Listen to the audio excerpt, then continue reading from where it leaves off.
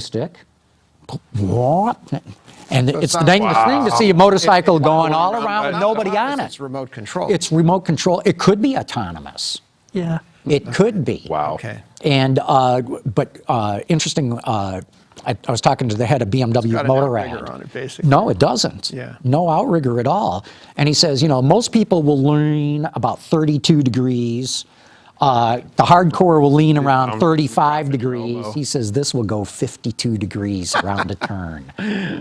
Whoa. That's cool. And I said, so what are you guys doing? People don't buy bikes because they can be autonomous. He says, no, we need to understand how to do all this stuff. And they see big safety implications. But I said, couldn't this open up the motorcycle market? I said, I don't ride a bike because I'll kill myself. I like to go fast. I never grew up on bikes. If I go fast in a car and something happens, my instincts kick in. I don't have instincts for a motorcycle. He says, funny you say that. He said, the number one reason why guys in their 40s and 50s tell us they can't buy a motorcycle is their wife won't let them. So he said, maybe if they see it's safe, they'll let them. That's their excuse. That's their excuse. I kept my motorcycle license, but got rid of my motorcycle when my first daughter was born. No kidding. I'm not afraid of killing myself. I'm afraid somebody else is going to kill me. Yeah, it's more That's the real danger. the other drivers you have to worry about. They don't see out there. But on the track, I've never been. I grew up on enduros, and really? Yeah. Oh. Do you know what flat track racing is? Yeah, This is what I'm doing, is flat track racing. So on the inside road course there at Daytona? Yeah. I still have my VTR 1000. I still have a super bike. It'll do 185 miles an hour. And I bought it when I went to work for General Motors. No kidding. Yeah. Lutz was riding, and he said, we were at a dinner, and he's sitting across from me. He goes, Keebler, you ride, don't you? And I said, well, I used to. My wife was with me. It was a Tom Kowaleski dinner. And Tom Kowaleski. good guy. And he goes, and he says, yeah, you ride. And I said, well, I had to get off a while ago, similar to, your reason. I said, well, we got the kids and everything. And I said, but I've been on good behavior lately, so my wife would, catch the tone. And on the way home in the car, I said, it would be pretty cool if I could, get a motorcycle. And she says, you've been a good boy. I got clearance. So I'm pretty good. When you have to worry is when she's encouraging you. You say, why don't you get You're it? right. You're right. Sign these papers just really quickly before we go on. Big insurance policy. Yeah. We're going to get a trust. Okay, I think we're ready.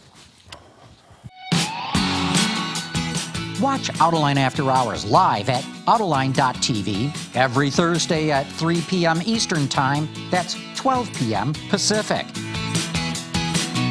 You can subscribe to this podcast for free by searching for Autoline in iTunes, Stitcher, or YouTube. Autoline After Hours is brought to you by Bridgestone Tires, your journey, our passion. Lear, a global leader in automotive seating and electrical systems. And by Borg Warner, propulsion solutions that support a clean, energy-efficient world. Hey everybody, welcome to Autoline After Hours. My co-host, Gary Vaslash, not here today. He's out traveling on business. I'm pretty sure he'll be back next week, however. But today we've got a great show, including in the studio here are Jack Keebler from Keebler Auto. Jack, always good to have you on the show. Thank you, John. We're going to talk a lot of product today, and I feel a whole lot more comfortable having an expert like you on my side here. Doron Levin with In the Driver's Seat from SiriusXM, channel 121, and that's Saturday mornings? Noon Saturday Eastern. Yeah, and Doron will be talking industry issues as well in the later part of the show, and always good to have you here. Thank you. But our special guest today is Jim Owens. He's the performance marketing manager at Ford. And Jim, awesome to have you on the show. So glad to be here, John. Thanks so much for having me. We're going to be talking about the new Mustang that you guys just introduced at the North American International Auto Show, the last North American International. The last indoor one. Last indoor one in Detroit. Winter one. Winter one, yeah. And I'm, of course, talking about the Mustang Shelby GT500. If you'd like to join in on the conversation, we'd love to get some of your questions. Shoot an email to viewermail@autoline.tv. You can also give us a phone call. That's 620-288-6546. And leave your questions brief, please. 30 seconds are left. The shorter and more to the point they are, the more chance we are to be able to get to it. And are you following Autoline on social media? And if not, you should be, because we have a lot of good information getting out that way. As you can see, we're on Facebook at the Autoline Network, on Twitter with the @ in front of Autoline, or follow us on Instagram with the @ just before Autoline Network. Okay, back to the show. We got to talk about Mustang. And Jim, you're a solid performance guy through and through. I mean, your whole career has been that. I've been lucky. I mean, blessed, actually. And I tell my kids as I'm driving down the South Field that when you get an opportunity to have track time in your job description, you've done something right. So I've been able to do that about since the 1999 timeframe. I did grow up in the dealership business, calling on the dealers and working at Ford in the various field locations. But had a dealer down in Southern Virginia tell me, they didn't like me for two reasons. One, that I was a Yankee, right? This is the mid '80s. Can't help that. He said he can't fix that. And he said the second one was, you don't know a lick about racing. And so he called his service manager, Arlen Hampton, and he brought out an SVO Mustang, and we drove over to the Paperclip at Martinsville, and I proceeded to do about 50 hot laps in an SVO Mustang, and I'm like, I was sold. So since then, when my kids babysit, the daddy taxes, payment for tires to go out on the track. That's great. And you worked for Carroll Shelby at one point. Yeah, I did. Right? That was something that was absolutely incredible. And for somebody who likes the performance automobile business, as a member of the Automobile Hall of Fame, working for somebody like that who was so creative, passionate, down to earth, and wanting to always get behind the wheel of a car. Yeah, I had a good chance to work with him, and was wouldn't have traded it in for anything. Yeah, I got to know Carroll a little bit earlier in my career, and what a fun guy to be around. He just, and I like to tell the story, a lot of people see the Carroll, world champion for not only a driver and, team owner and manufacturer, but when we would be done, the facility used to be out in Bruton's place at Las Vegas Motor Speedway, right? That's where our production facility was. And there was a petrol station that had, truck stop along 15 there that had the little, buffet for the truckers to come in. And Carroll, after work, when we'd go over there, would literally sit down there in the petrol buffet line and sit there and talk to everybody. He was genuine, down to earth, but a wonderful human being. Yeah, no kidding. Okay, let's talk about this Mustang Shelby GT500. What got this whole thing going? And I got to believe part of it was 1LE Camaro, so, the Dodge Demon, 700 horsepower plus, and you guys must have said, we got to beat all of them. Well, a lot of people and folks of our age, look at the 60s as, the American muscle car era and, the golden preeminent, age. the golden age. Yeah. And I'd tell you there's probably, and Al from GM would come out here and say the same thing. I'd tell you you're probably in the golden age of performance right now. Yeah. Oh, yeah, no doubt. With the innovation and the technology that, the men and women of the Ford Performance SVT, the old SVT, Ford Performance Engineering, have put into there is leading development and, stuff that's going to be on the cars and trucks that people drive. But that innovation and technology that has come makes the performance vehicles of this time probably, if you've ever been behind the wheel of a 66 GT350 comp model on an inside road course versus today's GT350, night and day difference. But yeah, we're so excited to be able to launch these vehicles in a competitive marketplace, right? You don't want to be the first person in second place, right? And when you have passionate men and women who are working on these vehicles, whether it be at Dodge or at Chevy or at Ford, the men and women there are putting that innovation and technology and wanting to put it out there and compete. Well, the old adage in racing, second place is just the first loser. How many of these are you going to do, Jim? So we haven't announced it, and if you think about it, when we launched the 07 Shelby GT500, right? That was off of the next gen, fifth generation platform. Previously, we'd called them Cobras. If you remember, the old SVT, 0304 Terminator, right? With Cobra the R. Cobra Rs, yeah. But you needed an SCCA license to actually buy as a part number.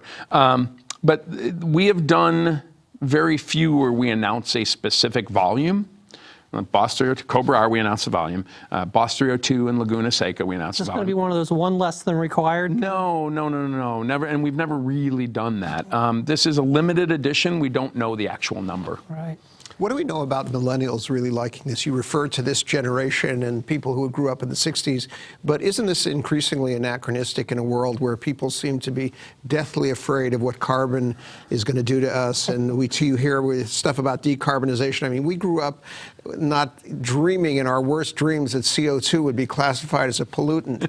and here we are, when it definitely is classified as a pollutant by governments all over the world. So where does that leave the whole performance sort of aspect Well, of if you think of about the automaking? innovation and technology that's come into it, in the 70s, that EPA was one of the things that pushed Carroll to his 12-year walkabout, right? I mean, he went out and left the industry for a very long time.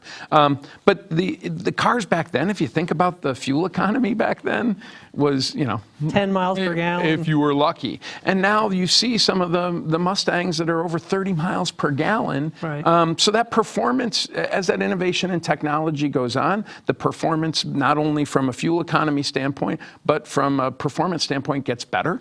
And there are people out there who still, we are still working towards the most efficient power that we can get. Well, this car should And be these pretty customers close get it. to maybe 20, 22 miles per gallon on the highway. Yeah, we haven't done any of the EPA 700 certification. plus horsepower Yeah, car. so we've said 700 plus horsepower. Right. We don't have the number yet. I mean, Right. if you think about it, in 07 when we came out, when we were first working with Carroll. There were people with calculators Well, it was- trying to figure it out. Well, yeah, so it was- 2.65 liter And- supercharger, 5.2 liter. Here's the compression of the Born stroke. Yeah, Right. it's going to be interesting and it's going to be fun when the number's So you don't there. know the number? We don't know the 'Cause number. You're still developing Yeah, it, or you're just being coy about it? No, you heard Carl Woodman when he was up there at the North American International Auto Show saying he is pushing his men and women to develop absolutely until the point where we have to certify.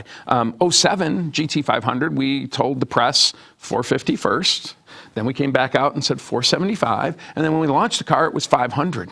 Right? Well, Alan Collins and the team back there was under Coletti developing that car. We kept pushing the envelope. So we said, hey, we know where the floor is, and we can say it's definitely over 700, and it's not 701. And right? what I keep preaching, and everybody knows this anyway, is horsepower, who cares about that? I care more about power to weight ratio. Wow. And what's this And thing going to delivery. weigh more or less? Again, more or less. we don't have the official 3,500 weights. pounds-ish? It's going to be, this is still the Shelby GT500, right? It is, remember when Carroll did this in the 60s? The GT350 was the left and right car. The GT500 had things like radio and Right. air conditioning. So, this is still going to be a Is this really going to be a good little more daily driver. luxurious than Jim? Well, it's going to have that ability in there, right? So the heated, cooled seats that you could get on there if you want it. Right. This is not the 68 GT500, and it's not the KR. That car was a straight line car, right? Yeah. Big displacement, straight line. This one, is not only the fastest production Mustang we've ever done in a straight line, it will also be the fastest Mustang we've ever done in left and right, and that includes the GT350R. So this car has both things that it can do as best as Mustang has ever done it, and that's not what the GT500 You have was. two handling packages for this? Yeah, so right now we had two handling packages for it. The base one, if you think about it, it has the small wing on there, and you can probably see some of the videos on there, the small back one.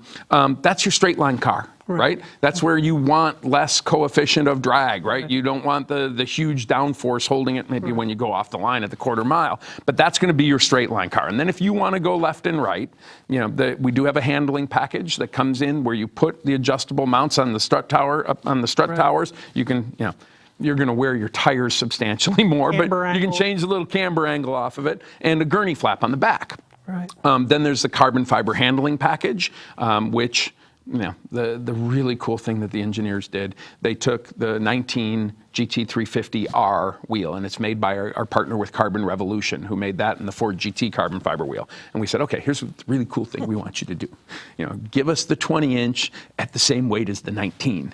And they did. And then for those of us who track, unsprung rotational mass is the best, kind of like me losing this, is the best weight to lose when you're on a track. So we have that, and then a raised wing that's 2-position so that you can set based off of the track that you want to go on. That has a rear seat delete, so it is a little bit lighter, but that's your left and right car. So it's not like, the biggest, baddest, bestest is the carbon fiber handling package. It's more, all right, am I 13 to 14 mile on Woodward and want to shut somebody down legally, right, of course, on safety on the streets, or go to Milan and go out to the quarter mile? Or am I the man or woman who wants to go left and right? And those are the two packages that you're having. But so the car is not a track rat kind of car at all. It's a little more premium than that. I mean, that's what the Camaro 1LE was supposed to be, sort of a bare bones, lots of horsepower. So think of Boss 302, right? That was that base, car to get there, to go on the track. Laguna Seca was a little bit more expensive, but that was a great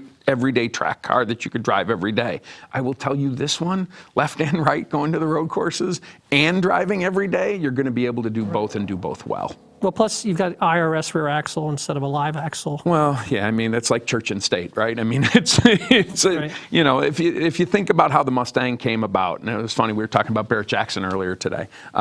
When Craig Jackson bought the Shelby GT500, the VIN 1, for $1.1 million for JDRF. Edsel Ford was up on stage, Aaron Shelby was up on stage. Well, the reason he wanted to buy it is he has the Green Hornet, and he has what they call Little Red, which were the first IRS cars. So Mustang back in the day had an opportunity to be IRS. It ended up being solid rear axle up until the 15, right, minus the 03-04 Terminator, which we had the independent rear suspension on the back bolted in. But that independent rear suspension allows that Magneride suspension system that we have on there to make me, because I'm an okay driver on the track, it makes me substantially better. So yes, it's both. Right. I know that's a marketing answer. I'm the marketing guy, right? But it is kind of both of those things. And big brakes on this car, 6-piston front calipers. So I get the opportunity to have, I've got the Focus RS caliper up on my desk. When you buy the Focus RS, right, you get a chance to go to the Ford Performance Racing School. It's included in the purchase of the vehicle. You get to go out there and do it. Well, the trophy that they walk away with is the big Brembo caliper, the blue caliper on there. So I have the blue caliper from the Focus RS. I've got the GT350R caliper from the current GT350.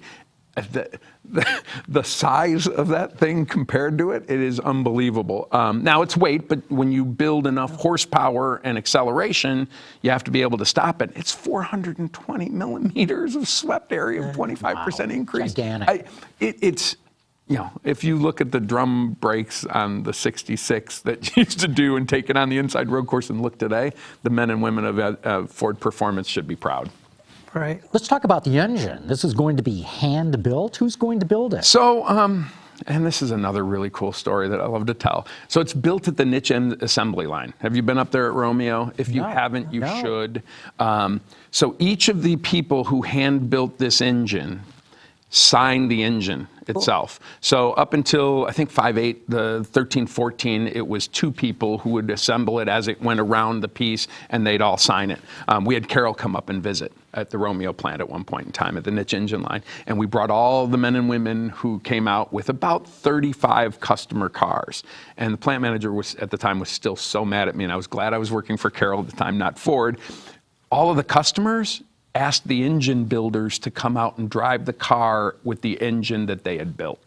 And it was so cool. It was so much fun. Anyways, yes, it's built at the niche assembly plant up in Romeo, and by men and women who put their name on the engine. It's a fairly small displacement engine, though. It's only 5.2. 5.2 liters. So if you think of the difference, just a little over 300 cubic inches. Yeah, if you think about that, yeah. I mean, yes, a little bit over 300 cubic inches. But it is the forced air versus the natural, air induction as God intended, right? As Carol used to say, right? When Paxson came out and took a GT350 that had the centripetal blower on it and beat Carol out in the parking lot at LAX, completely different setup from the head, but the same block.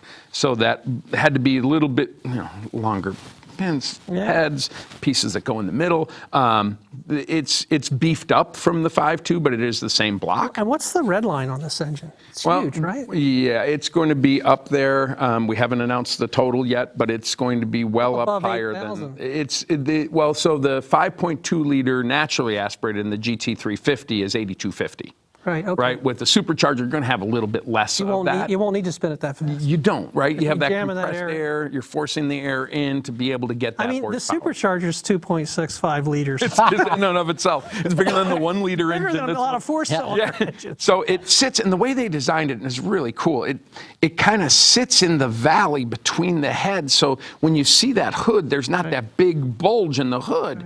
From a design and a track standpoint, that's extremely We've important. got a picture of it up here right now. That's pretty compact. Yeah, and it sits underneath, and that's what they're seeing is there's that largest air exhaust portion because when Melvin was designing the car and we said the GT350, we were like, well, we're going to need twice the airflow in to keep it cool and for downforce. You needed a place for the air to go. So, but the pan sits underneath. So if you think of the cars and coffee that we like to do, if you're show and shine guy or gal, and we have the package tray underneath there for the rain guard, if you're going to take it out on the track, you can actually remove it yourself so you can go run it. It sits really low in there and has that beautiful large Cobra on the top of it, which is pretty cool. Hey, we've got a number of questions coming in here now. Sean Sweeney says, how's the 2020 Mustang coming along? Do you like the looks? So this is actually going to be the 2020 Shelby GT500. Right. So it will be off of the same 6th generation platform. It's going to be very similar to what the 19 is today. Okay, Banderas says, for the love of God, ask about the front bumper tow hook provision that no one's spoken about and nobody in the media has ever asked about. So, if you see the Ford GT has that tow hook on the front. Even the old GT350 and the Boss 302s, you have it in there. This is a car that, a little bit different. We're not going to display it with a big, huge tow hook on the front. Like to see the Boss 302, it had that hook that just in case you got into the kitty litter because you were a little bit too aggressive in your turn. But it will be capable. Find the limits. Yes. Yeah. We were talking before. You had to take it just to the point in time where you lose traction on it. Hey, he also wants to know, he said on the display engine in Detroit, looks like it uses the same exhaust manifolds as the GT350. Is it a carryover? I'll have to ask specifically. I do not know the exact. I know the design is going to be very similar given the plumbing that you have in there. I don't know the answer directly to that. Marty says, please ask Jim about the comments made by CEO of Fiat Chrysler. This is Mike Manley's talking about the electrification of muscle car drivetrains for Dodge. If you look at it, and we were talking about the CO2 earlier, the men and women of Ford Performance are looking at whatever is available that defines better and improved performance. And you look at some of the Formula One cars with the KERS engines at each of the individual wheels. People are out there pursuing it. And, if you're going to make cars go faster with innovation and technology, those are things that you can look at. Yeah, so you seem to be hinting somewhere down the line. No. Again, I'm not hitting it all, and Hallie's over there in the background Yeah. a little cattle prod on me. Like to stop. But my point is, you really have to evolve to all the things that are available to you to improve the performance. I had a chance to ride with Carol in an electric Cobra, and we've got video of him during burnouts in the Cobra, the Gardena parking lot, right? What is the electric motor? It's instant torque, right? You're 0 to 100% torque all the time. And he was out there and he was just big, huge smile on his face. That was 07, 08 time frame that we did that. You always look towards that innovation and technology to get the best performance out there. Well, I think Volkswagen just set a record at Pikes Peak with an electric car. They did. Now they're going to take it to the Nordschleife Nürburgring. at Nürburgring. They're going to take it to the ring. Yeah, right. I don't think you need to convince anybody that electrification is coming and it's going to be high I think performance. it becomes less and less heretical all the time. There's more and more talk about it, and real gearheads, guys like Henry Payne say, it never gets old to get in a Tesla and really just take off in that thing. Well, yeah, look, electric cars have become fun. If you look at the early versions of electric cars, they were pokey. They were like mail wagons. Exactly, and they're not that anymore. Hey, we also take some phone calls here, and Carmen, I see we got a phone call. Let's bring that one in. Hi, John. Dale Leonard from Cleveland, Ohio. You said keep it short. Going to keep it short. Just wondering if Jamal Hamidi is still with Ford Performance. Thank you very much. Wonderful show as always. Take care. Bye-bye. Thanks for that, Dale. So Jamal Hamidi, and I've worked with Jamal going back to actually probably the 07 GT500 back in that time, and he was on the program during when we did the GT500 KR with Carol, which was Carol's last pre-production, pre-title vehicle. No, he has since left the company, and he is developing performance on the other side of the pond for another manufacturer. We talk to him occasionally, and I'm not sure he's out there pushing the men and women who work for him as just as hard, but like you said, we want our men and women to deliver more and more performance. But no, we miss Jamal, but he has left the company. Yeah, okay.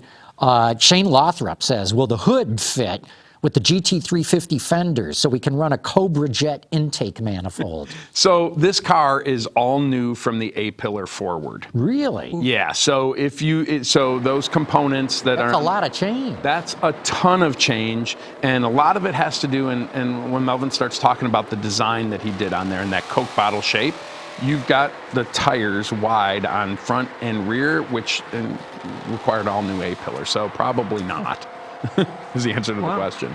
Jeff Lucina says, hey, kudos to everybody at Ford Performance on the 2020 Shelby GT500. He wants to know, though, what were the biggest internal hurdles to overcome making this car happen? Well, Jeff was one of my first instructors on road course driving. So yeah, a lot of it has to do with what you are capable of delivering from the platform, right? And that 6th generation platform, we are continuing to get more and more out of that platform as we learn it. So that was probably the biggest hurdle with the 6th generation platform. How do we continue to develop off of it? And there's so much more we can still take out of that platform. Gotcha. Hell on Wheels says, tell us about the twin clutch transmission. Is it like driving a Ford GT? So it is dual clutch, right? It's not electronic 10-speed control with the little plastic paddles on the side. It is a true dual clutch transmission. It was done 100% for the performance of the vehicle. I can shift really fast. I can't shift within hundreds and thousandths of a second. It's 100 milliseconds. 100 milliseconds, yeah. I love my third pedal, and I love to be able to reach over with a short throw, but there's no way that you can do it that fast, number one. Number two, it delivers that power efficiently from the engine through to the rear axle to the tires so that you can actually get that quarter-mile speed as well. So it was a totally functional decision, and yes, it is true dual clutch. Hey, we got another phone call here. Carmen, let's bring that one in. Hey guys, this is Danny Youngblood calling Cleveland, Ohio. My question is for Mr. Owens. Any chances that the dynamite engine in the new Mustang, that one that's over 700 horsepower, might be offered in the crate engine with the harness to run it for a street ride?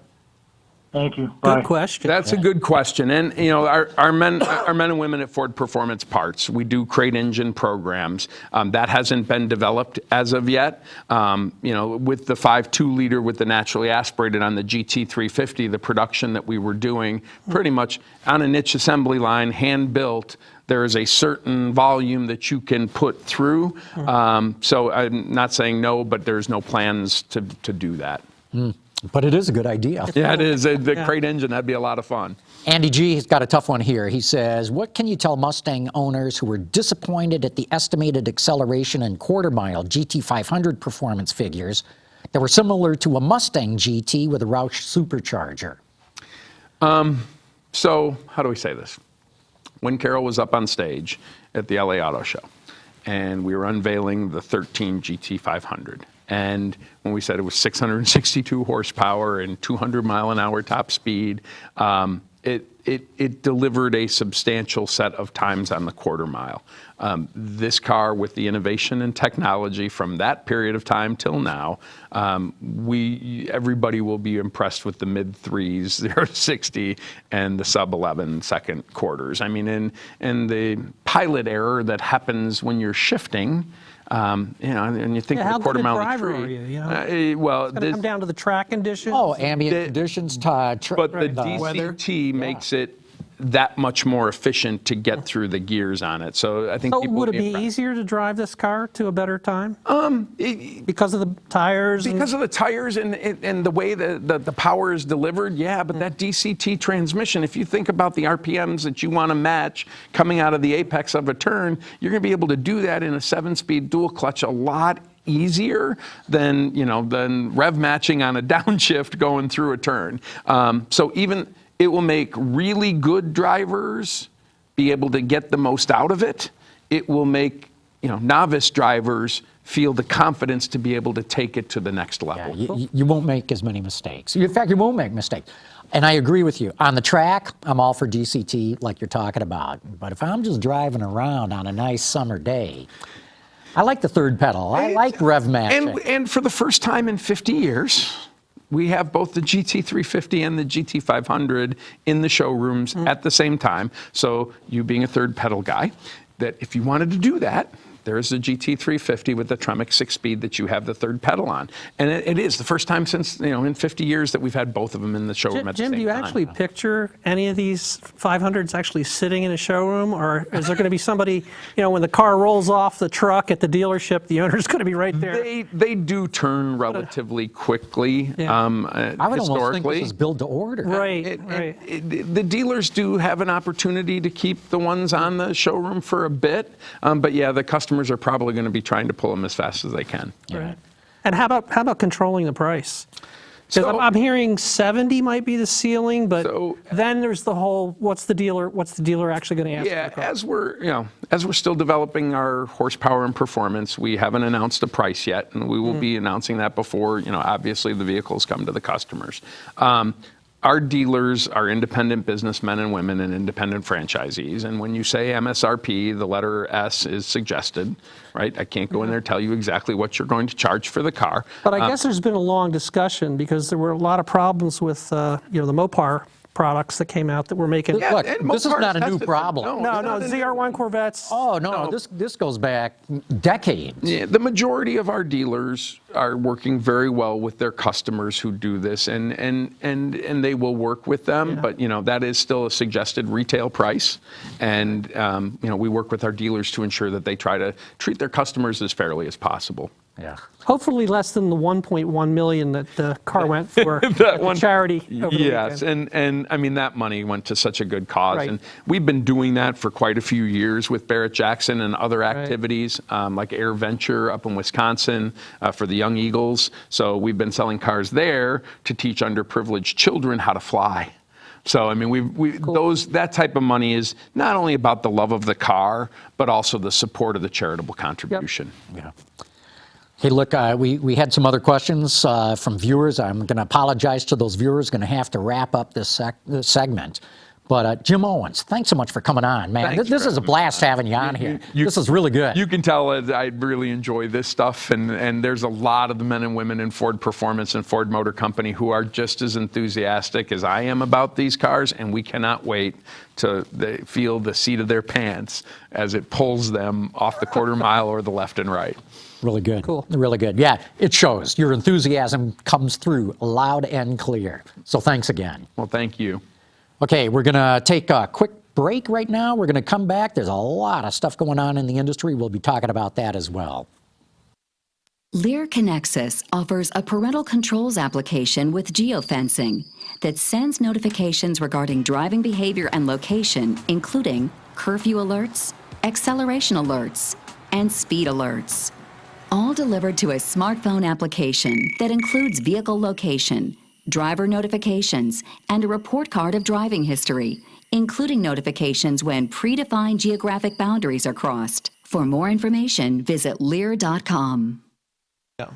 I mean, there's no limit. We're back. There's a lot of stuff going on in automotive industry worldwide right now, and one of the things that just happened yesterday, I guess it was, Doron, is Carlos Ghosn resigned as chairman of Renault. Obviously under pressure. We don't know the facts, but it's pretty easy to surmise that the French government and the company basically got word to Carlos Ghosn that things will be a lot easier. if he would resign, and that it's not going to change what his legal situation with the Japanese. So he went ahead and did it, and they immediately appointed a new chairman and a new CEO, because I think one of the real problems of these companies is you can't really put them or freeze them or slow them down for any period of time without creating a very risky situation where there's going to be a real slide in business and development. The competitors haven't stopped moving. Yeah. And you lose talent, designers leave, engineers leave, suppliers leave, and all of a sudden you're really looking at a casualty. I agree. You know, I had read reports that he was negotiating with Renault over his resignation. What do you think he might have got from that? What kind of horse trading? I mean, you're in jail. How much horse trading can you do? What kind of golden parachute did he arrange? I don't know. Yeah, I mean, I would imagine that maybe he's going to leave the door open for some role. Maybe that maybe there's some financial assets at risk, some long-term payouts that he's entitled to that he wants. Right. I was sort of struck. He was talking. Apparently, his representatives were talking to the Japanese government about maybe allowing him to put a tether on. And then I read something that they don't have a tether system in Japan. This is only for the United States. So somebody said, could we put a tether on? Well, we don't monitor tethers here in Japan. Bottom line, tough to negotiate from a jail cell. Yeah, no kidding. My analogy, too, with him now resigning is he must feel like the captain of a ship whose crew marooned him on an island. Yeah, it's probably a pretty desolate feeling that he's having right now, and I feel bad for the guy. We can't, from an American sense of justice, we can't really judge him. We don't know what he's alleged to have done. There haven't been formal charges brought against him. They're just developing those, and he certainly hasn't been on trial. So I think it's an open-minded and fair-minded person would have to say he's not guilty of anything at this point. Yeah. So what happens with the alliance here, do you guys think, between Renault and Nissan? Well, I mean, if they seem to be acting quickly to put a new CEO in place. I think the guy's from Michelin. Yeah. Thierry Boiron or Senard, I think is Senard is the name of the guy who's going. Terry there's Bolloré. two, Bolloré, right? Bolloré is the There's CEO. two. So they're acting quickly, and I think they should be able to get their act back together again. Although, ahead of all this Ghosn chaos, Nissan was, struggling a bit. I mean, they've had some issues in terms of what asking price and incentives and retreat from incentives and things like that. So, I mean, the new team has got their hands full. They're not inheriting like a car company that was sort of sailing along on cruise control. They've got their work cut out for them. No, and companies that are in much better shape than either of those are already going into partnerships to try to use resources. So they're facing a world in which they've got the same challenges to develop resources, to develop autonomous and electric vehicles. And now you're talking about splitting them apart. So who are they going to be partners with, and where are they going to get the capital to develop these things, or are these future bankruptcy candidates? I think these are the kinds of discussions that are going on in boardrooms right now, probably in Tokyo and in Paris. Well, they're not talking about breaking the partnership up, are they? The alliance up? No, in fact, that's what's come across pretty clearly is they want to maintain it. Although I think it's also pretty clear Nissan wants a lot more say. Yes, definitely. They're the They bigger want to partner. go from being the junior partner to being something other than the junior partner. Of course, they were at the they were on the doorstep of bankruptcy in 1999. Now they're really arguably a much stronger company than Renault.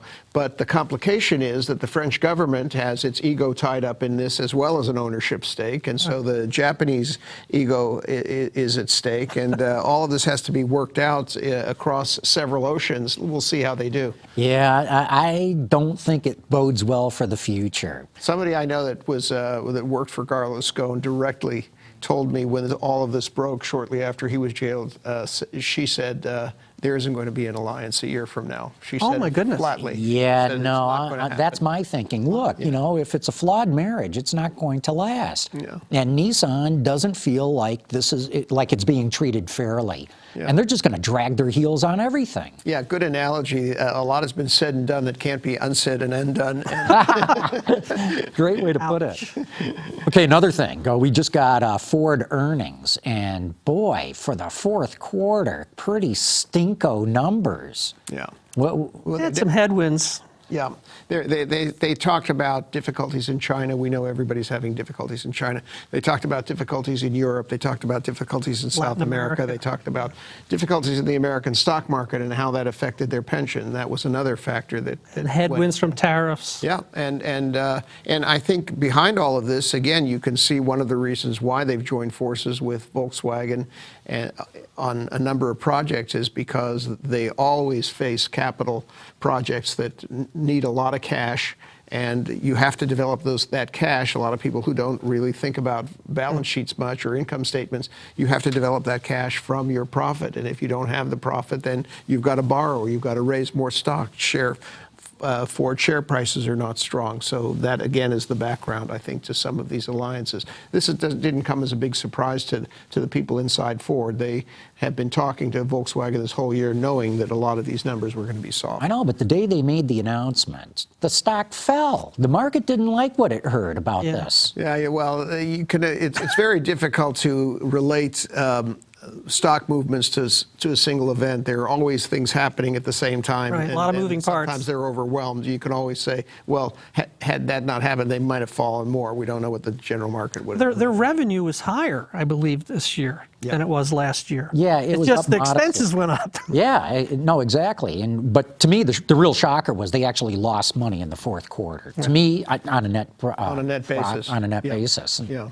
That's inexcusable. Almost. Well, it used to be, the wisdom used to be it was the third quarter where you always lost money. Right. And now to lose money in the fourth quarter, that's not a good thing. Yeah, I don't know. Now, having said all this, 2019 should be a much better year for the company because they've got the new Ranger. They'll have that all year long. They've got a new Escape coming, a new Explorer coming. They have the new Aviator coming. We just talked about the GT500 Cobra. They made the announcements on the automobiles. And they've got this Mustang-inspired, pure electric pseudo crossover coming out later this year. So that's a lot of product in 1 year. Some people have seen that already. They've been in the studio and say it looks great. I've seen it, and I think it looks interesting. I wouldn't call it great. Now, there's a deadly word, interesting. Yeah. Well, I mean, look, it's clearly Mustang inspired, and they've set out some teaser shots of the thing.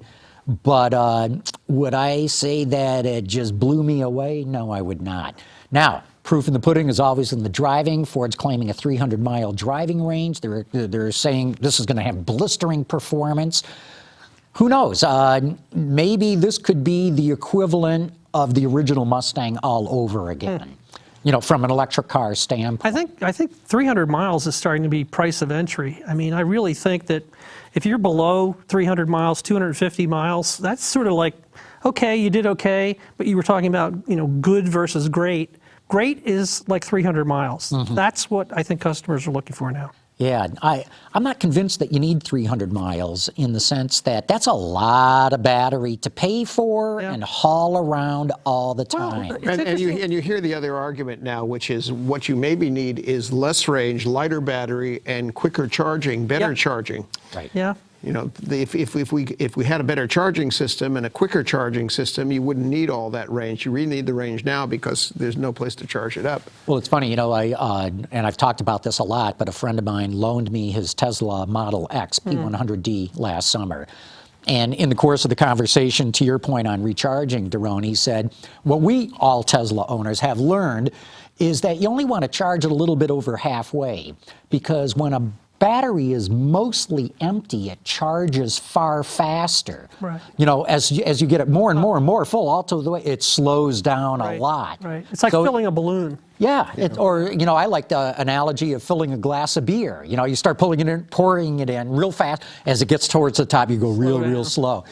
But he says if I'm taking long distance trips, I don't charge it all the way up. It's much faster to get it recharged if it's fully depleted. Yeah, then it becomes important to your point about how fast it charges, and then also how accurate is your nav system in regard to the next spot that you're going to recharge, and do you have heads up? Is somebody already charging there, or can you're going to pull in right away and start charging? Yeah. And then, of course, what is the recharging spot like? Can I do a little retail, buy a few things, or have something to eat? Yeah. Exactly. Yeah. Right. at least here in Michigan, with my very limited experience, Tesla superchargers are at malls. In fact, some of the other charging places that I've used, fast chargers, are either at malls or party Somerset. stores and stuff like that. Somerset's got some chargers. Yeah. Hey, going back to Ford's announcement with Volkswagen, Doron, you know, they had leaked out stuff that they were working on commercial vehicles, maybe playing around with pickups. They were supposed to announce it on Monday of a week ago. They postponed it to Tuesday. They canceled their press conference, and then they told us everything that we already knew about it. And I think that there's still issues that are unresolved that they're still talking about. So I think it's understandable why they kept postponing and canceling, because there were things that happening and unfolding. One of the things that's not clear to me is what Ford's access to electric vehicle technology they're going to get from Volkswagen. I've heard all kinds of reports. I've heard nothing definitive about it. I'm pretty sure that Ford was not happy having to give up pickup truck. Absolutely. You know, it's to sort of share its platform. Yeah, that's sort of a bird in the hand that makes Yeah, money right that's- away. That's really the I crown ran jewel. into, who's the guy from Merrill Lynch? John Murphy. Murphy. Yeah. Ran into John Murphy, and this was before the announcement. And he said, listen, if Ford is giving Volkswagen access to its pickup technology, he said, and I quote unquote, I've had it with Hackett. Yeah, wow. I mean, that's really something. Of course, the important thing, the important stipulation is that Volkswagen is not allowed to sell that pickup truck in the United States. Right. So part of the deal was they could only sell it overseas, Other regions, but yeah. that is a foot in the door. And they're going to understand a lot about what Ford does. Not that they couldn't have reverse engineered it anyway, but they're going to have really a lot of that to do. I think that Ford really needs electric vehicle technology. Not that it doesn't have any; it's worked hard on it, but it probably can stand to gain a lot from being a partner with Volkswagen and wants that. And of course, now we know that Volkswagen is going to build a second plant in Chattanooga that they're going to be manufacturing there. And the real unknown to me is what's going to happen politically that's going to push electric cars or not push electric cars. I think that electric cars, the technology is terrific and it's proceeding apace, but it's very much pushed now by regulation and by incentives, and there is not a broad hunger on the part of buyers to own electric cars. There just isn't. Yeah, but to John's point earlier, I mean, the electric car is improving pretty quickly. Sure. The range, the recharge times, Sure. the costs. I mean, looks like $40,000 is probably what what a good one costs. It's got a range of about 250 to 300 miles. I mean, everybody's sort of starting to figure it out, and I think they're starting to create a package that I think customers will like. Could be. I still don't think any automakers are making money on $40,000 electric cars. No, I think it's got to be 50 grand at this snapshot in time. You're right. 40's where you don't lose money. That's right. Exactly right. Okay, other things going on. GM design starting to come under a lot of criticism now. You know, they rolled out the Cadillac XT6. Right. And everybody kind of yawned at it.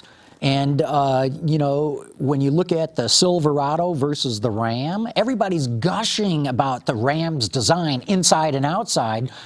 People are talking about the capability of the Silverado. No one's gushing about the design. I'm wondering, is GM design starting to stumble? Well, XT6, I think, was really compromised by the fact that they had to use an architecture that they've already had with a transverse engine, right? With front-wheel drive. Same as Enclave and Traverse. Right. So they don't really get Cadia. sort of the long snout that they would want. Yeah, that may be. But here we got a picture of it there. The front end, kind of interesting, not bad. The rest of the car is like ho-hum in my eyes, as my mother always taught me, that's why they make vanilla and chocolate. Yeah. Well, People have different Johan tastes. Denishin in his day was telling us that this was going to be a grand slam home run. I mean, he said, when we come out with our big crossover that's non-truck, you're going to see the expression of everything that we've been working on at Cadillac. I think he raised expectations quite a bit, and I agree with you. The buzz has not been good on this car. I'm seeing the same thing. I mean, I'm reading automotive news. There's, I think they called it a miss, not a hit. Yeah, but I mean, Silverado also, I'll bet it sells okay, does probably do just fine, but you know, we who follow this business, design's so important. It is. And Do you think design is as important for a pickup truck as it is for a crossover? Yes. I do. I do too. Absolutely. Okay. I think it's super important. You know, when the last generation of Silverado came out, I took a picture of it side by side with the generation it replaced, and I said, can you tell which is the new one? It was really hard to do, and I think that did hurt sales. When somebody buys something new, it's not necessarily that they want to be flashy and showing off, but they want people to go, ooh, It's you new. got a new It's one. new. They want people to know it's new. You know, your business is doing well. Okay, your point with Ram, I think, is well taken. They really changed Ram significantly. If you remember, that was a vehicle that always looked like it was inspired by a Freightliner or a Peterbilt, and they decided in this latest generation they were going to move away from that, and they did a nice job with it. I never liked that crosshair grille. I thought that was just kind of silly.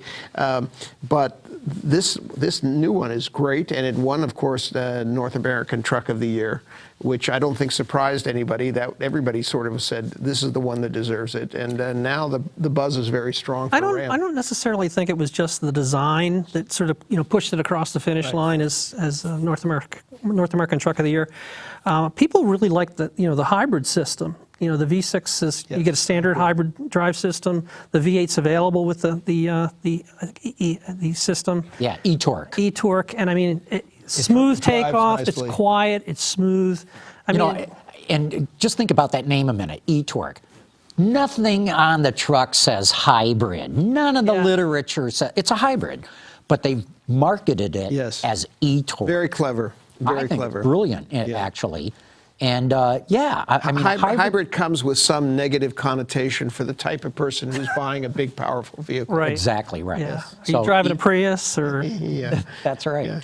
But I just wonder what the heck's going on at GM Design, that they've come out with a couple of very, very important products that the audience has largely yawned at least from a design standpoint. Yeah, I mean, you brought up earlier, we've got a new, design chief at GM now, Mike Simcoe. Right. Ed Welburn, of course, great designer before Mike. Mike, I think, is, taking the reins in hand. He's an Australian, right? He is an Australian. We were actually talking about that, too. So I think they're doing a good job, but I don't know whether we can judge Mike based on the stuff that's coming out now, because, as you guys know, it's 3 to 4 years to pull a design together. Good point. So. Good point. Let's see here. Another thing that I thought was very interesting, we carried this in Autoline Daily, in a world where everyone's coming out with crossovers and SUVs, including Lamborghini and Rolls-Royce and all. Bugatti has said, no thanks. We're not going down that path. What do you guys think? Jack? When you talk about Bugattis, those are, $300,000 cars that go 230 miles an hour. I mean, is there an SUV? And they're sold a few hundred of. I mean, how many of them do they sell? That's today's Bugatti. Right. But if you look back at the history of Bugatti, it's always been these very elegant cars with extraordinary styling. I mean, there's nothing that says you cannot do a crossover with a Bugatti. If Bentley or Rolls-Royce can build crossovers, SUVs, come on, Bugatti can do one. Sure. Obviously, but I think at a small enough volume, you can actually go out and speak to every individual who you think is a likely candidate. Every single one individually. Have a survey. What a great point. And just say, custom make. Who's buying one? Yeah. Not enough of them? Okay, we'll build, the next generation will build a sedan. I love that, Doron. I think you convinced me. I think you're right. I wonder if they've done that. I mean, I wonder if they went out, asked. Of course they did. I'm sure. Nobody raised their hand. Yeah. Nobody raised their hand, or not enough. You can't do that with Ford Focus or a Chevy Cruze, but you can do that. You can talk to every Bugatti owner in the world. Every single potential owner in the world and ask them individually, would you buy one? Yeah, in fact, probably call most of them this afternoon if I had to. Hey, looks like we've got another phone call here. Carmen, let's bring in the phone call from Clem. This is Clem Zarowski in Delmont, Pennsylvania. With this big push by General Motors for these EVs, how many do you think they'll sell between the Rocky Mountains and the Allegheny Mountains, in that area between those two mountain ridges? Thank you. I think we lost the... Yeah, we lost a little bit of the audio there, but I think he was asking how much they'll sell between the Atlantic Ocean and the Rocky Mountains, which is a great point Yeah, because more than 50% of Teslas are sold in the state of California. that's it. Yeah, full stop. And the rest in Washington, Texas, Arizona, places like that. In Pennsylvania, they're not going to sell too many. That's for sure. Why do you say that? Well, because you live there. I could tell that guy was from Pennsylvania, by the way, from his accent. I know a Pennsylvania accent. That guy's a Steeler fan. I promise you. The reason I think the reason, first of all, is in cooler climates there's degradation of the battery for starters. Range limitations. And I think that you really have more of a conservative base as you move east and away from the coast. So places like western Pennsylvania, they're not leaping onto trends the same way they are in Santa Monica. So, I would agree. I think there's a real concern. General Motors has talked about its electrified future. And I guess my question is, and I know they're trying to get ahead of everybody in regard to it, but the thing is, you can be too far ahead. I mean, has that electrified future arrived? I mean, we're talking about there's some pretty nice electric vehicles out there now. Look at the Bolt. The Bolt is a perfectly acceptable car. Right. I don't think they sold 20,000 of them last year. Right. So I think electricity is coming, and I don't know. I hope this is not too far-fetched. But I think Toyota is really onto something when it talks about hydrogen. I just think that one day we are going to wake up and figure out that hydrogen is such a better way through fuel cells to put electricity into cars than batteries. Given all the resources, given the weight, given the limitations of fueling, I think that Toyota has come to this conclusion, and Toyota has been right about so many things and has been willing not to be first with so many things that we should continue to watch. Actually, there was an interesting interview this week between Bertel Schmidt. I don't know if you know Bertel Schmidt. I know who he is, from the Daily Kanban, and the head of the hydrogen program in Tokyo, and they met for coffee. And actually, the guy took the Shinkansen up from Nagoya, and they met for coffee, and he put it on Twitter, and I read it, and it's fascinating. And I think that Toyota has not backed down on hydrogen, and they may bring the rest of the world with them. But Toyota's got a lot of bets down, though. They've also just signed an agreement with Panasonic on solid-state batteries. Yes. And supposedly... Well, batteries, not just solid state. Okay. But solid state's another decade away. Right. But is what all the battery experts tell. The promise is amazing, because you're talking about doubling. In the same battery area, you'd basically double the amount of energy density. Right. Yeah. Right. So... They've got a lot of bets now. They're covering a lot of bets.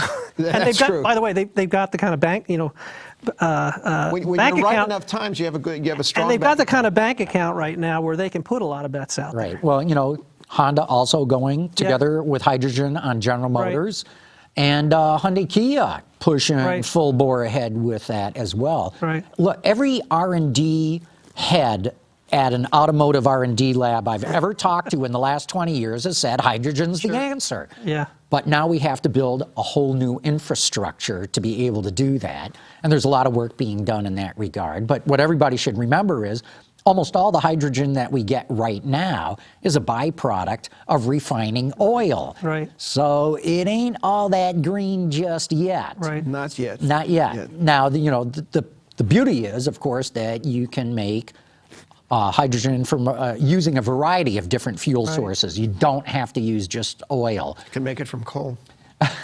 you actually can make it from coal, believe it or not. Well, but I think we need to do is crack the code on gravity. And once we got that, we're not going to worry about hydrogen or batteries We or need anything like to that. do Einstein. Yeah, there we go. Let's wrap it up, guys. But Good. Great having the both of you on here. This is really good Always discussion. fun. I knew it would be having you here. Always worth battling the traffic to get here. So Doron Levin with XM Sirius Radio, channel 121, Saturdays at, you said? Noon. At noon. Yep. Okay, and Jack Keebler at Keebler Auto. Right. Thanks, you guys. Thanks, John. Thanks a And lot. of course, want to thank all of you for having tuned in. Autoline After Hours is brought to you by Bridgestone Tires, your journey, our passion.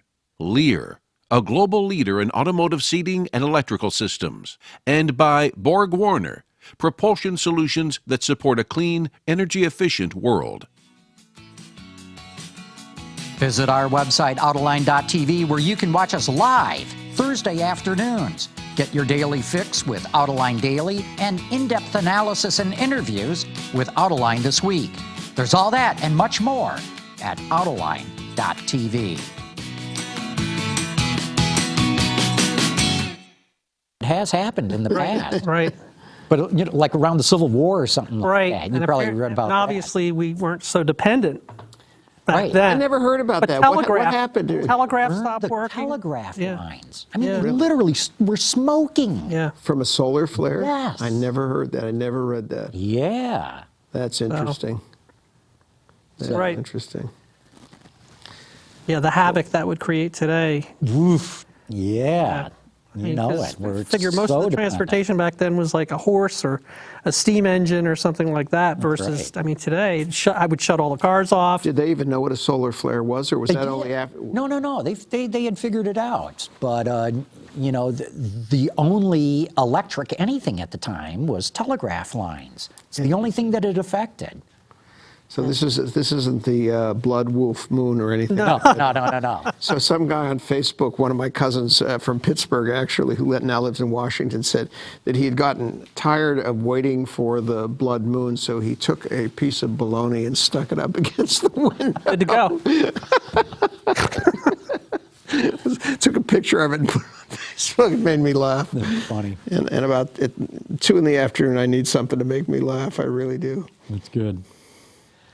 Loved the discussion on the Mustang too. Oh, yeah. Yeah, No. I I did. mean, Jim Owens Owens. is totally into it. He So do knows you his think- stuff. So do you think that they'll have some kind of a ride and drive at some point for Yeah. some journalists? No doubt about it. In fact, I got to get in good with Hallie, get on that list. No doubt about it. And I know with the GT350, they did a program over on the west side of the state at Grattan, I think, or Gingerman, one of the two racetracks.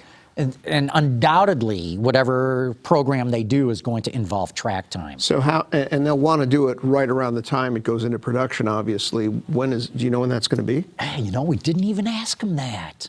We asked It him must be everything else. fair. Well, I I guess mean- it can't be that far off because they're not going to let the marketing Right. guy come out and talk about it a year ahead of time. But I mean, Ford has kept an awful lot of the details around the car, fuzzy. We couldn't get price, we couldn't get total horsepower number. Right. I mean, and obviously he had a little difficulty with that question regarding the dealers because that's a problem. Well, it's always Particularly if the numbers But are again, limited. every hot car is the No, same. no, thing. I know, They but- just try to, they just try to abuse these. I remember when maybe the second ZR1 came out and Jim Perkins was trying to talk his dealers, off the roof, and he was saying, "Hey, the people you're going to sell this Corvette to, they're the people that keep coming back. And by the way, they buy truck fleets. I mean, a guy that can afford a ZR1 back then, when that was a lot of money. That was before eBay, though. You see, now that was before guys buy these things and then they flip them. Yeah. And so you're trying to be nice to this Business. person who flips it. Why are you being nice to that person? That's right. Yeah, Let you them be just nice screwed to you. yourself. Split, Listen, I'm not gonna take the side of the argument that the dealer shouldn't do that because they're business people, like Yeah, they got to turn the lights on. in the- right. I don't. That's, I mean, that's one of the up to a problems point. with They franchise law. deserve a fair profit. They deserve. And if a the fair- car's hot, the car's hot. That's the market you're dealing with. I know. But Okay, but you know what they did with the Ford GT? They basically, they handpicked who was Yeah. going to get them. You had to you had to apply sign a for paper it. saying you weren't going to flip. Remember the one guy got in Right. trouble? One guy did go and flip it, The right? actor, yeah, an actor. Yeah. I think he got. website says the GT500 comes out this fall. Oh, okay. Oh, okay. This, Sean says it comes out this fall. Okay.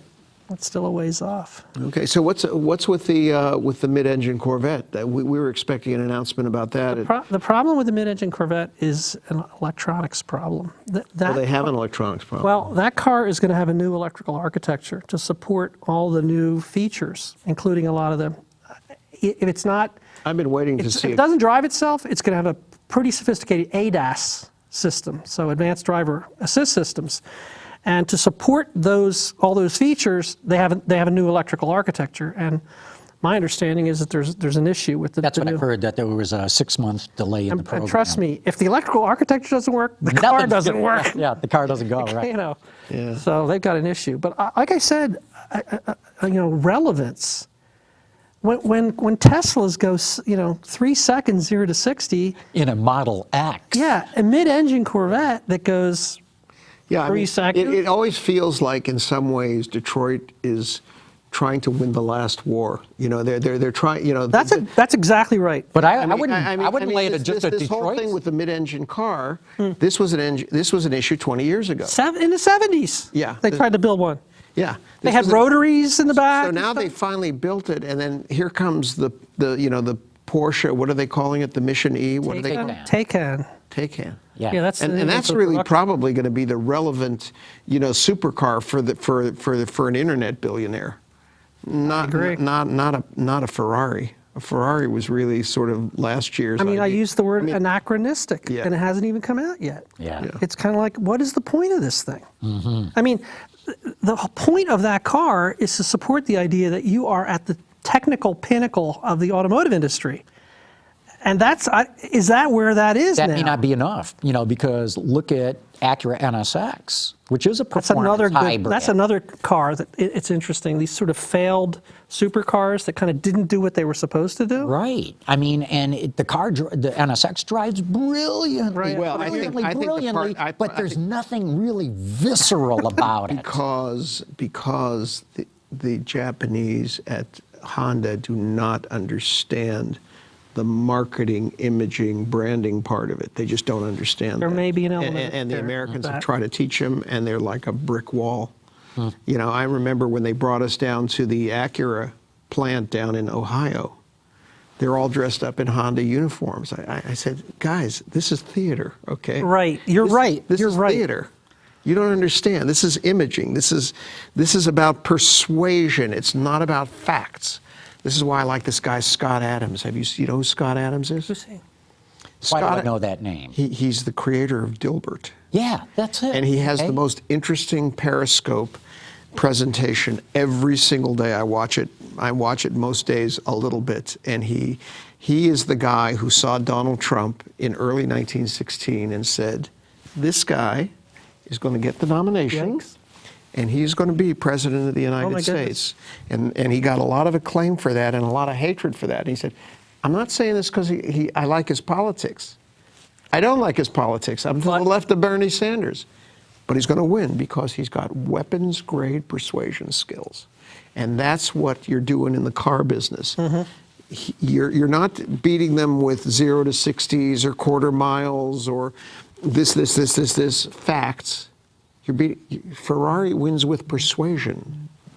Well, if the Viper was a success in terms of creating a focal point for Chrysler, so that when they were the K car company, suddenly they were the Viper company. Even their cars had sort of those Viper-esque front ends on them, even the minivan to some extent.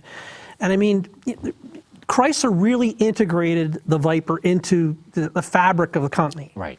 And they gave it a very sinister persona. Right. And that's what sold it. Not how fast it went, or only. The success of that against, John, your example's awesome. The NSX, I didn't go down to drive the car down there, but I read all the reviews coming off those programs, and I was like, wow, this is a disaster. It was kind of like the happy, friendly, exotic car. And it has to have that sort of, you said sinister, that's not a bad word. And the PR people for Acura, the Americans, who understand this perfectly, they're ready to kill themselves because they've gone to Tokyo again and again and again to try to explain this to the Japanese. They go, we're one team, we're the Honda team. Okay, good. See how many of these NSXs you really sell being part of the Honda team. Yeah. Not that there's anything wrong with the Honda team, but that's not persuasive. The other car that comes to mind in terms of undecided, unresolved yet in regard to what it's going to do is Supra. Boy, I don't like the look of that car I kind of like it. I am very I'm glad I found somebody who likes like the it. look of it. It looks lumpy to me. Yeah, the back end looks like it's like a bunch of clay just got stuck on there. No, the bigger issue is, okay, so you build an iconic vehicle that's supposed to reinforce the idea that you are a technical company and you're at the pinnacle of the auto industry. We're going to hand that car off to BMW to build for us because we can't pull it off. By the way, BMW's not building it. No, well, Magna's building. Magna's building it. Well, Sorry. but I mean, it's BMW engineering, and Magna's a great company. They do a great job. So, but I mean, you're right. I mean, it's in terms of dilution of the message. I mean, maybe it won't matter to the customer that this thing's built by BMW and it's built by Magna. They won't even know. There are very few marketing geniuses in this business, and these cars need marketing Yeah, they geniuses. do. They do. They need a That's a wizard. great point. You need a wizard. I met somebody in Europe, this Tina Mueller, who came from the cosmetics industry. They brought her over to Opel. I don't know if you ever heard of her. Yeah. I think I've interviewed her. She's a friend of Karl Lagerfeld's, and she got this idea that she's going to take Lagerfeld's pet cat, whose name's Choupette, and is a big social media figure, Right. and started putting it on Opel cars, and immediately the brand started improving. Now, it didn't, I turn into remember that. Ferrari overnight. I remember that. But you need that kind of imagination. You need that kind of you need what Scott Adams would call weapons grade persuasion skills. You need magic. Not commercial grade. Weapons grade. Magic. You And need- I don't see the magic with the Supra. John DeLorean was like that. It's an extremely dispassionate John approach. DeLorean was like that. I mean, you look at it and you say, from an investment standpoint, it makes absolutely wonderful sense. We executed a Supra. We didn't have the investment to make. We've got somebody else to build it, and I mean, Magna's obviously taking on some of the investment, right? So, but again, it's supposed to say something about the company. I'm not sure it does, except from a visual perspective. And then, of course, Well, if you listen to Akio, do you like it or not? I don't If you know. listen to Akio Toyoda's speech, he said that he basically took credit for making it happen himself, He personally. gets all the credit. There's no question. Yeah, Nobody else would There have was been no able to business- there was pencil no the business numbers. case for this. Nobody would.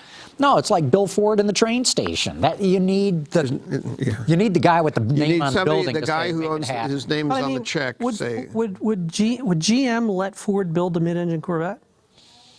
They did. It's called the Ford GT. Well, Oh, I see what you mean. Build it for them. Never. right? Never. It has to be done inside the company.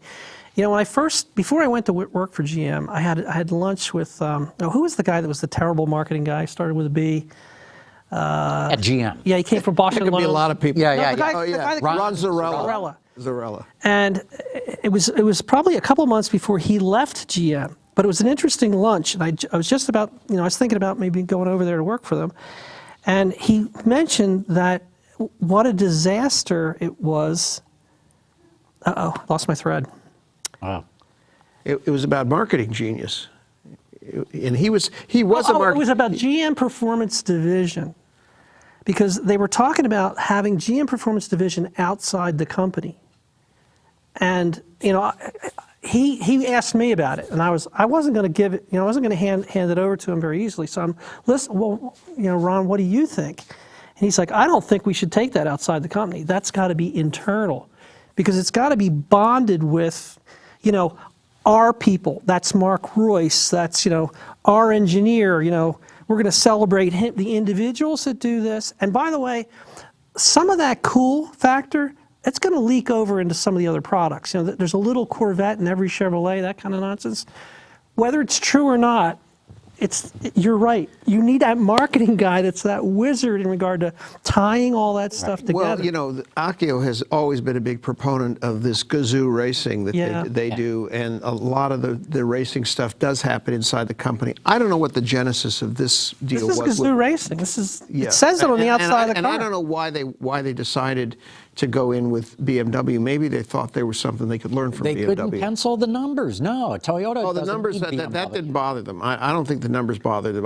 These are the guys with the big bank account, remember? I think that the association with a German company like BMW, with its reputation, I think that's reasonable. could, somebody said, we could really get a lot of rub off on this. It's a learning exercise, Yes, too. This is the ultimate. You know, when you park the Z4 and the Supra next to each other, I'm sorry, at least for me, I'm like, they're sisters. Yeah. They're not twins, but they're definitely related. They are. I mean, the round cowl that's right in front of the A-pillar and stuff. Look at those cars side by side. I'll have to do They're that. very, and even the body, the negative poles in the body side, they're like, it's almost like the same team decided to do those coves and stuff. Yeah, the Toyota's got to be different than the BMW, but the concept of these deep pulls in the body sides and stuff, it's all like... The proportions are very similar. And the proportions, they're within 2 inches of each other overall length.